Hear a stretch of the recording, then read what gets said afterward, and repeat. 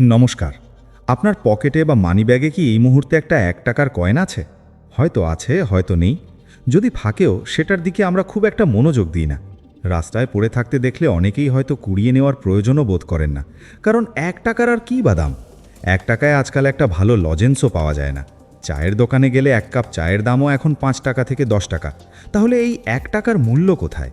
কিন্তু আমি যদি আপনাকে বলি এই অবহেলিত ১ টাকা আপনার জীবনের মোড় ঘুরিয়ে দিতে পারে, আপনি হয়তো হাসবেন, ভাববেন আমি কোনো রূপকথার গল্প শোনাচ্ছি। কিন্তু আজ আমরা ঠিক এই বিষয়টি নিয়েই কথা বলবো। প্রতিদিন মাত্র ১ টাকা বাঁচানো বা জমানো কি সত্যিই কোনো মূল্য রাখে? চলুন একটু গভীরে গিয়ে বিশ্লেষণ করে দেখি। প্রথমে টাকার অঙ্কের কথা ভুলে যান, ভাবুন অভ্যেসের কথা। মানুষ পুরোপুরি অভ্যেসের দাস। আমরা প্রতিদিন সকালে উঠি, দাঁত মাজি, স্নান করি, খাবার খাই, এগুলো আমাদের নিত্যদিনের অভ্যাস। এর জন্য আমাদের আলাদা করে কোনো প্রেরণা বা মোটিভেশন লাগে না। পয়সা জমানোটাও ঠিক এরকমই একটা অবচেতন অভ্যাস হওয়া উচিত। কিন্তু আমাদের সমাজের সবচেয়ে বড় সমস্যা হলো আমরা ভাবি যেদিন আমাদের হাতে অনেক টাকা আসবে, যেদিন লটারি জিতব বা চাকরিতে বড় প্রমোশন পাবো, ঠিক সেদিন থেকে আমরা জমানো শুরু করব। আর চরম সত্যিটা হলো সেই অনেক টাকার দিনটা বেশিরভাগ মানুষের জীবনেই আর আসে না। প্রতিদিন ১ টাকা করে জমানোর আসল উদ্দেশ্য আপনাকে রাতারাতি কোটিপতি বা ধনী তৈরি করা নয়। এর আসল উদ্দেশ্য হলো আপনার মস্তিষ্কে সঞ্চয়ের একটা বীজ বপন করা। যখন আপনি প্রতিদিন নিয়ম করে একটা কৌটোয় বা মাটির ভাঁড়ে ১ টাকা ফেলবেন, তখন আপনি আসলে নিজেকে একটা শক্তিশালী বার্তা দিচ্ছেন। আপনি নিজেকে বলছেন যে আমি আমার ভবিষ্যতের জন্য সঞ্চয় করছি। এই মানসিকতা তৈরি হওয়াটা ১ লাখ টাকা লটারি জেতার চেয়েও অনেক বেশি মূল্যবান। কারণ লটারির টাকা একদিন ফুরিয়ে যাবে, কিন্তু সঞ্চয়ের মানসিকতা সারা জীবন আপনার সাথে থাকবে। মনোবিজ্ঞানীরা বলেন ছোট ছোট পদক্ষেপই বড় এবং স্থায়ী পরিবর্তনের দিকে নিয়ে যায়। আপনি যখন প্রথম দিন ১ টাকা জমাবেন, আপনার কিছুই মনে হবে না। দ্বিতীয় দিন, তৃতীয় দিন, ১ সপ্তাহ কেটে যাবে, আপনার হয়তো মনে হবে কি বোকা বোকা কাজ করছি, মোটে তো ৭ টাকা জমলো, এই ৭ টাকা দিয়ে কি এমন হবে। কিন্তু যখন একটা পুরো মাস কেটে যাবে, আপনি দেখবেন আপনার কাছে ৩০ বা ৩১ টাকা আছে। এই ৩০ টাকা দিয়ে হয়তো খুব বড় কিছু কেনা যাবে না, কিন্তু আপনার মনে একটা অদ্ভুত তৃপ্তি আসবে যে আপনি টানা ৩০ দিন একটা নিয়ম মেনে চলেছেন।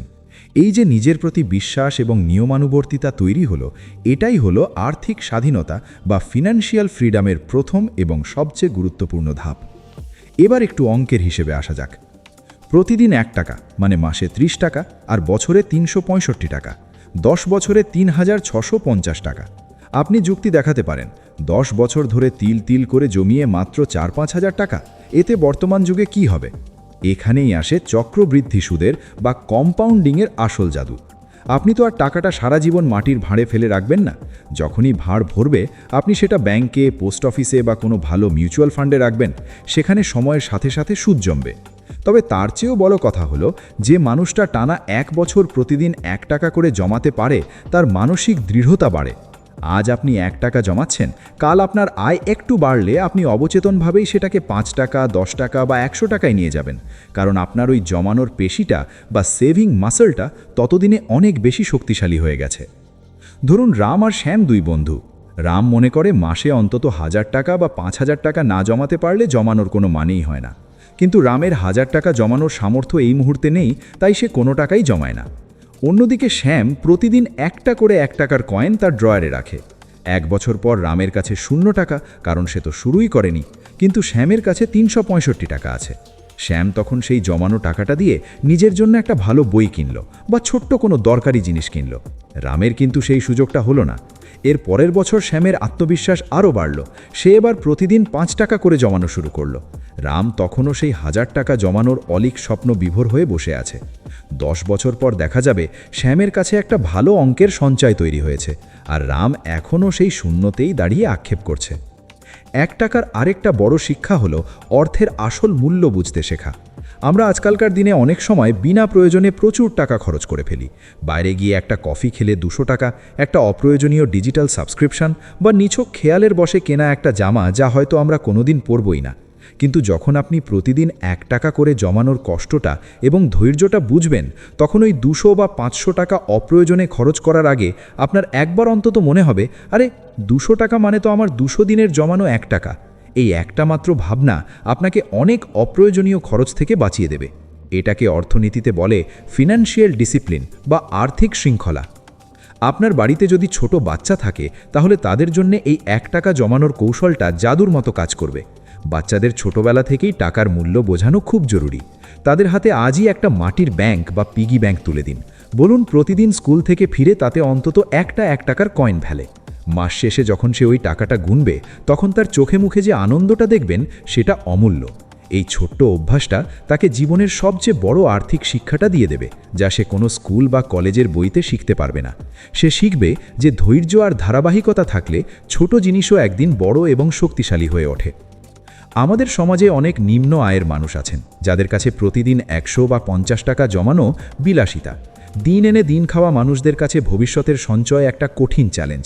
তাদের জন্য এই প্রতিদিন 1 টাকা বা 2 টাকা জমানোর কৌশলটা একটা আশীর্বাদ হতে পারে।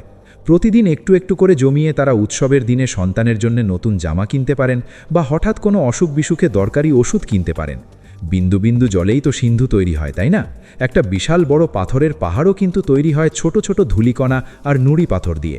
আমরা অনেক সময় বড় জিনিসের দিকে তাকিয়ে ছোট জিনিসের গুরুত্ব সম্পূর্ণ ভুলে যাই, কিন্তু ছোট জিনিসগুলোই হলো বড় যে কোনো জিনিসের মূল ভিত্তি। আজকাল আমরা ইউপিআই বা ডিজিটাল পেমেন্টের যুগে বাস করি।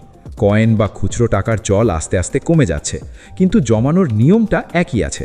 আপনি চাইলে আপনার ব্যাংক অ্যাকাউন্টেও প্রতিদিন 1 টাকা করে সরিয়ে রাখতে পারেন বা মাসের শুরুতে একসাথে 30 টাকা আলাদা করে দিতে পারেন, এই ভেবে যে আপনি প্রতিদিন 1 টাকা করে জমাচ্ছেন। মাধ্যমটা ডিজিটাল হোক বা ফিজিক্যাল, আসল হলো আপনার মানসিকতা। করোনা মহামারীর সময়ের কথা একটু মনে করে দেখুন। ওই সময় আমরা বুঝেছিলাম সঞ্চয় কতটা জরুরি। যাদের কাছে সামান্য কিছু জমানো টাকা ছিল তারা ওই কঠিন সময়টা একটু হলেও সহজে পার করতে পেরেছিলেন। বিপদ কখনো বলে কয়ে আসে না, আর বিপদের সময় আপনার ওই তিল তিল করে জমানো 1 টাকাই হয়তো আপনার সবচেয়ে বড় বন্ধু হয়ে দাঁড়াতে পারে। তাই আজ আর কোনো অবহেলা নয়।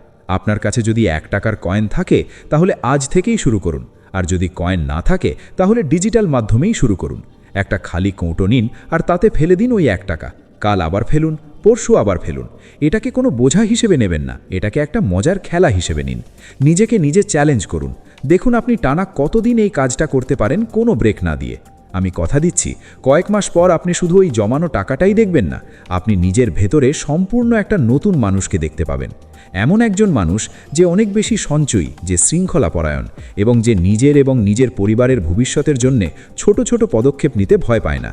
প্রতিদিন 1 টাকা বাঁচানো শুধু একটি আর্থিক কর্মকাণ্ড নয়, এটা একটা জীবন দর্শন। এটা আমাদের শেখায় যে কোনো কিছুই তুচ্ছ নয়, কোনো প্রচেষ্টাই মূল্যহীন নয়। ধারাবাহিকতা আর চরম ধৈর্য থাকলে পৃথিবীর সবচেয়ে ছোট জিনিসটাও একদিন বিশাল এবং শক্তিশালী আকার ধারণ করতে পারে। 1 টাকার মধ্যে লুকিয়ে আছে এক অসীম সম্ভাবনা, শুধু সেটাকে দেখার মতো চোখ আর শুরু করার মতো সদিচ্ছা আমাদের থাকতে হবে। আপনি যদি বড় কোনো গন্তব্যে পৌঁছতে চান তাহলে আপনাকে প্রথম পাটা ফেলতেই হবে, তা যতই ছোট হোক না কেন। 1000 মাইলের যাত্রাও কিন্তু শুরু হয় একটা ছোট্ট পা ফেলার মাধ্যমেই। সেই প্রথম পদক্ষেপটা হোক আপনার ওই 1 টাকা। শুরুটা আজই হোক, এখন থেকেই হোক। নিজের ওপর বিশ্বাস রাখুন আর শুরু করে দিন। আপনার এই ছোট্ট একটা নির্দেশনা আপনার আগামী দিনগুলোকে অনেক বেশি সুরক্ষিত এবং সুন্দর করে তুলবে। ভালো থাকবেন এবং সঞ্চয় করতে ভুলবেন না। ধন্যবাদ।